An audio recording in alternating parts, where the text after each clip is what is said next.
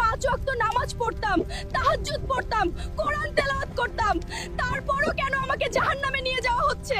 হ্যাঁ, তুমি অনেক নেকি করেছ, কিন্তু তোমার এমন একটি গুনাহ ছিল যা তোমার সমস্ত নেকির ওপর ভারী হয়ে গেছে।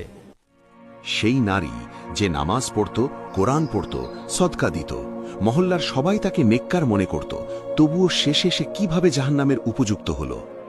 সে কে ছিল এবং তার সেই একটি গুনাহ কি ছিল যা সবকিছু উল্টে দিল? গল্পটা কি, আসুন বুঝি। সে কখনো নামাজ ছাড়ত না। প্রতি রমজানে রোজা, প্রতি রাতে তাহাজ্জুদ, প্রতি মাসে যাকাত, কোরআন সব সময় তার হাতে থাকত।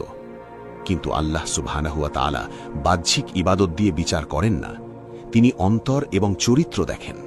আর তার ইবাদতের নিচে এমন একটি গুনাহ লুকিয়েছিল যা তার সারা জীবনের নেকি পুড়িয়ে ছাই করে দিয়েছিল।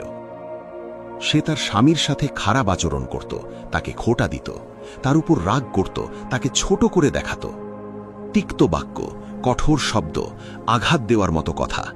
সে কোরআন পড়ত আর সেই একই মুখ দিয়ে নিজের স্বামীর হৃদয় ভেঙে দিত। সে ভাবত যে তাহাজ্জুদের নামাজ তাকে বাঁচিয়ে নেবে, রোজা তার ঢাল হয়ে দাঁড়াবে, সদকা তার গুনাহ ধুয়ে ফেলবে। কিন্তু সে ভুলে গিয়েছিল যে হৃদয় ভেঙে দেওয়া ভাষা সবকিছু ধ্বংস করে দেয়। কেয়ামতের দিন তার নামাজগুলো মাপা হলো, তার কোরআন তেলাওয়াত রাখা হলো, তার যাকাতও, তার সদকাও। সমস্ত নেকির একটা পাহাড় জমে গেল। তারপর তার মুখের ভাষা রাখা হলো, সেই তিক্ত কথাগুলো, সেই উঁচু গলা, সেই অপমান, সেই ক্ষতগুলো যা সে তার স্বামীর হৃদয়ে দিয়েছিল। আর সেই সব কিছু তার নেকির উপর ভারী হয়ে গেল।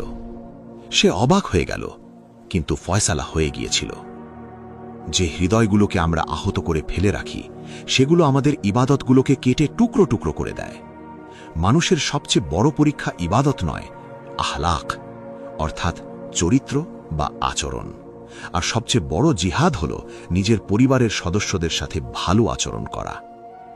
এক মুহূর্তের জন্য একটু ভেবে দেখুন তো, আমাদের মুখের ভাষাও কি আমাদের নেকিগুলো খেয়ে ফেলছে না তো?